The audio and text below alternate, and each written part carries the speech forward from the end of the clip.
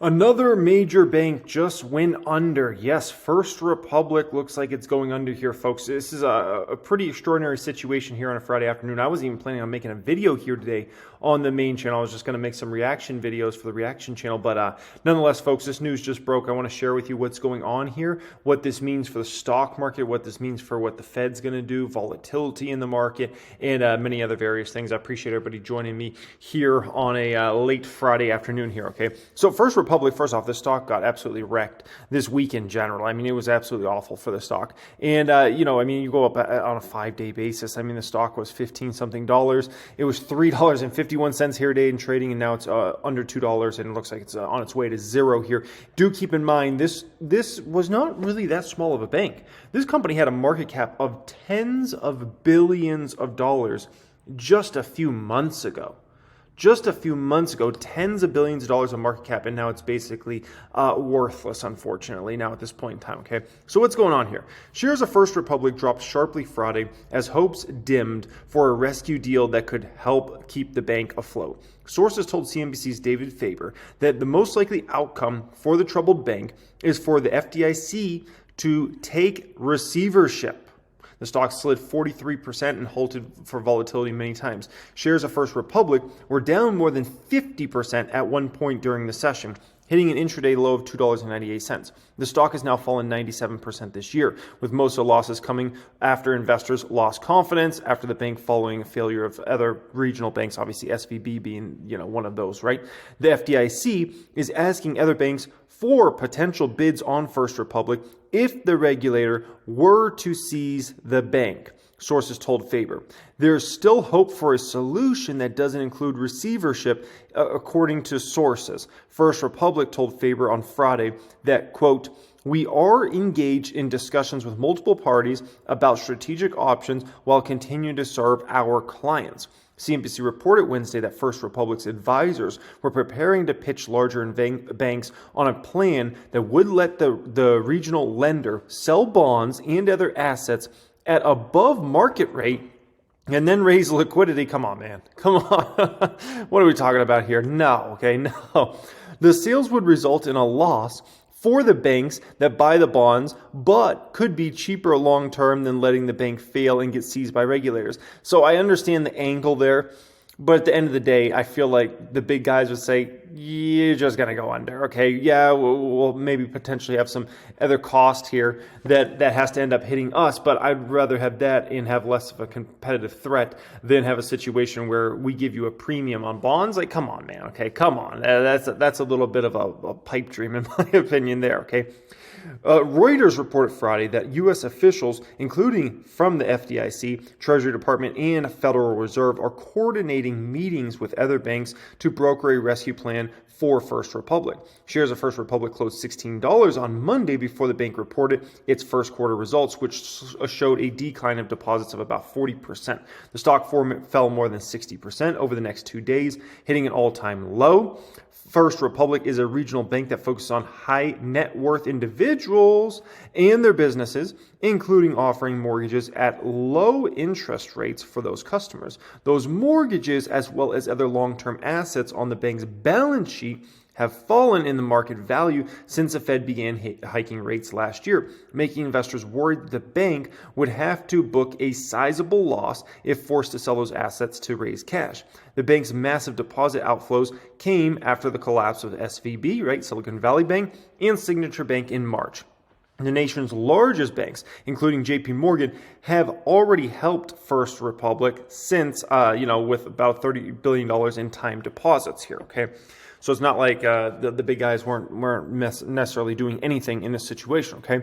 So it looks like this is going under, probably to zero. It's a possibility that maybe there could be some sort of, save over the weekend where somebody buys it for, $2, $3, $4 a share or something like that. We did see some of that in the great financial crisis. We did see some of that, right? But it seems like some folks would rather just let it fail, rather than try to buy it out for, $1, $2, $3, $4 a share or something like that. So obviously, you see the stock price reaction after hours, and that's what's going on there. Now, in terms of what this means for the market going forward, right? because I think this is what is on a lot of people's minds. So like, First Republic all of a sudden going down like this, is this going to change what the Fed's up to? Is this going to change volatility in the market for this upcoming week? Is this going to send the market down in a major way? Is this going to lead to other systemic problems where we see other banks go under and we see the VIX spike up massively and we see kind of a contagion in the market and whatnot, okay? So let's kind of discuss those various things now at this point in time, okay?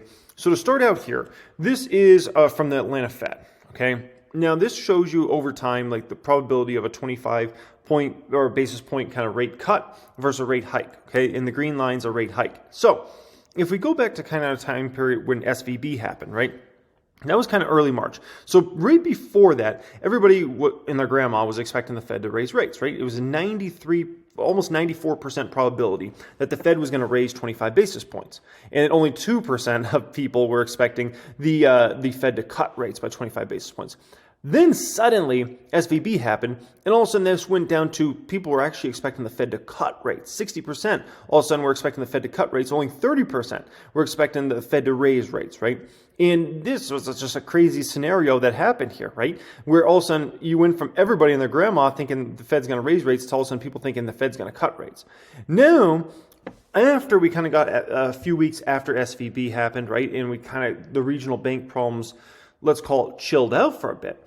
Then we started to see this massive kind of expansion in everybody expecting the Fed to raise rates again. At right now, or at least recently, it's been 70+% of market participants are expecting the Fed to raise rates. Only 9% are expecting the Fed to actually cut rates, and everybody else is kind of fitting into the category that the 20% of like the Fed's going to do nothing. They're going to pause at this point in time. Okay, so it definitely goes to show you that this will change how many people actually think the Fed's going to raise rates. Because of this is happening, I don't know if we're going to see as extreme of a move down, but I can almost guarantee you're going to see a move down over the next week or two in terms of if folks expect the Fed to raise rates or if they're expecting them to cut sooner. Now, do keep in mind, if the Fed cuts rates, okay, in whether that's a month from now, 3 months from now, 6 months from now, that changes a lot for the stock market. Obviously, it can change things even for the economy because you could talk about lower interest rates and all those sorts of things. But just on the stock market side, they can change things pretty drastically. Right now, Fed funds rate's roughly 5%, okay? Let's just say, hypothetically, the Fed cut to zero. That's not happening, certainly not right now, but let's just say that for whatever reason they cut to zero right now, okay?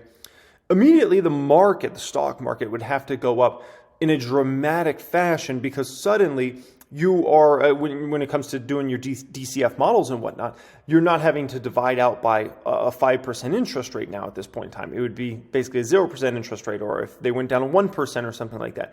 And so which means what you're willing to pay for a risk asset is going to be exponentially more if you're in a market in which, let's say the Fed funds rate's at, 1% versus a Fed funds rate at 5% or 7% or 10% for that matter, right? And also just think about it on a, that's more of a high level view, but just think about it on a common sense view, right? Think about this on a common sense view.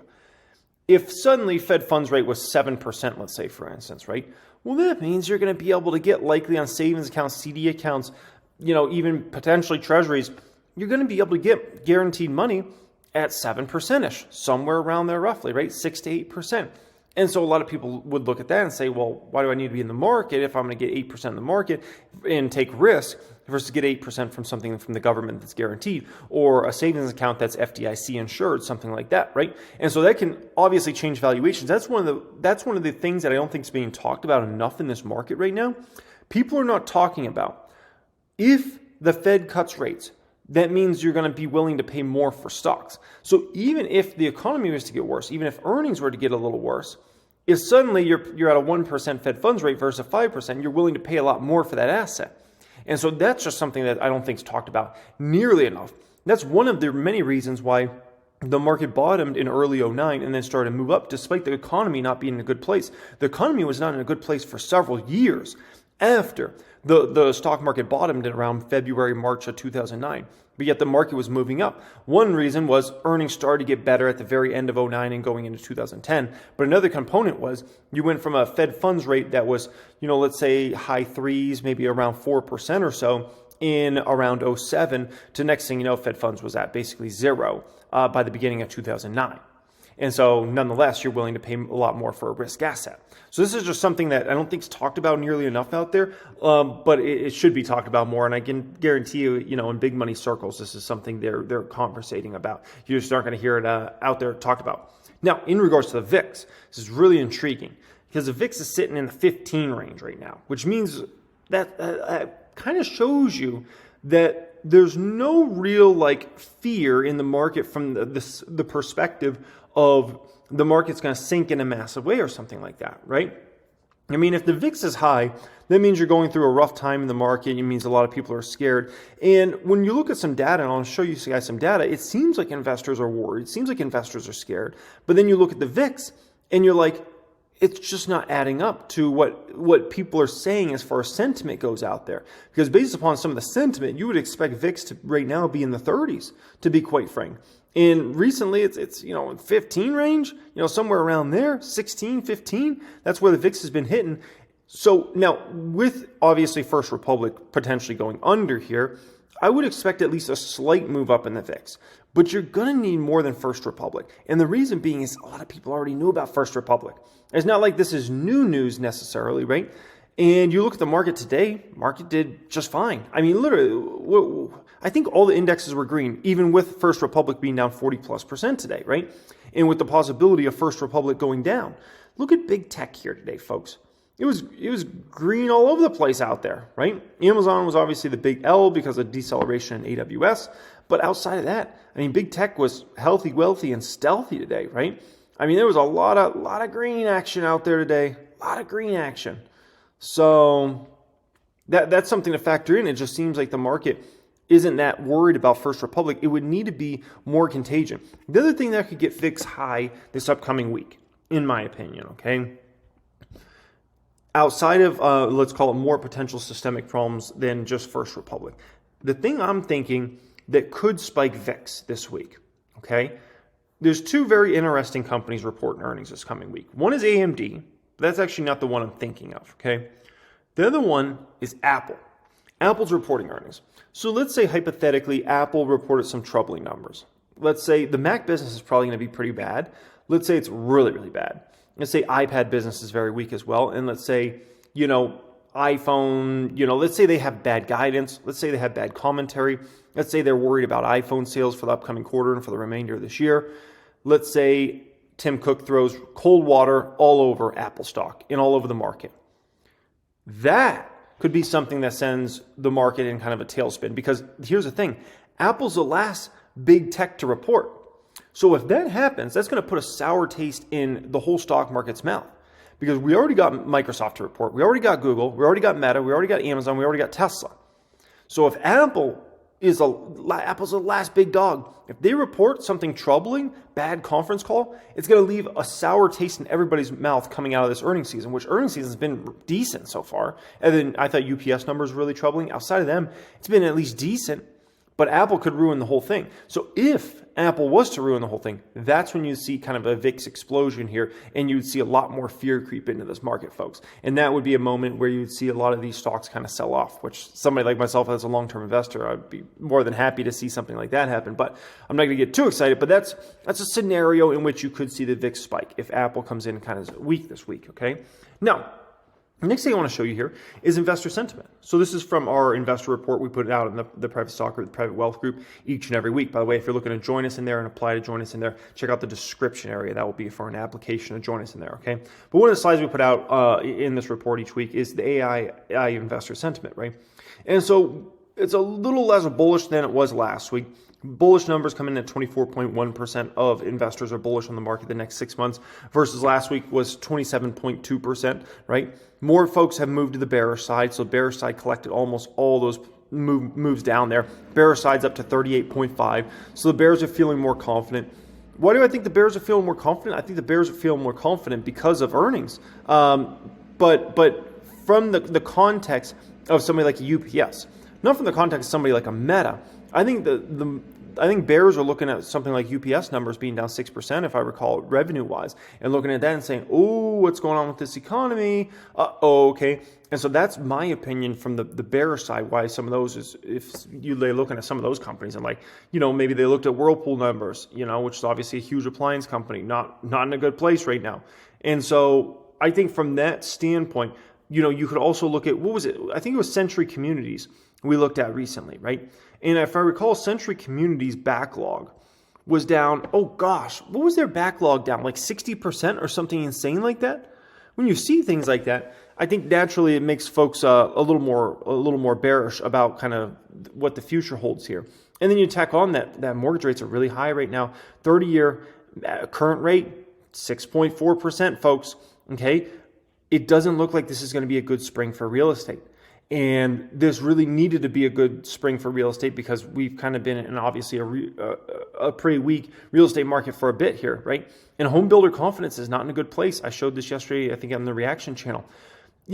Everybody talks about, the home builders are, they're doing so well and they got a lot of orders coming in and, low inventories helping out these home builders, and they spin it so positive. But then you dig a little deeper and you say, wait a minute, home builder confidence has crashed year over year. Home builder confidence is down 41.56% from a year ago. That shows you that the home builders are not feeling so great about the futures of their business. The fact is, if home builders were feeling great about the future of their businesses, this number would not be down 41% on a year-over-year basis. It would be positive on a year-over-year basis, or at least flat. This is a disaster, folks. Okay, and so I think that's another reason. You look at the NASDAQ top 10 stocks. I mean, my gosh, Meta is leading the pack to the upside here, right? And, I heard somebody saying, take profits in a stock like Meta. And it's like, well, what for? You could, but what for? You know what I mean? Like Meta's still trading at a forward P in the 20s right now for a company that should be in the 30s for a forward P basis. So why would you take profits in something like a Meta? Because it could go down to a forward P of 15. It doesn't make sense when they're likely going to increase their EPS double digits and probably, very higher double digits, I would say, over this next, 4 to 6 quarters here. So why would you do something like that? Doesn't make a whole heck of a lot of sense, to be quite frank, to take profits on something like that. So yeah, we got obviously a big week ahead, upcoming earnings. Obviously, Apple's the big dog. That's the one that, if you want to talk about messing up the market or not, it's going to be Apple there, folks. It's going to be a very, very important one. AMD is going to be important as well. Do keep that in mind. There's a few other stocks out there. So appreciate everybody joining me as always. A little random video here, obviously with the First Republic situation. Let me know your guys' opinion, comments on anything. I appreciate y'all joining me. If you're looking to apply to join my private stock group, private wealth group for this upcoming week, check out the description area for an application down there. Much love and have a great day.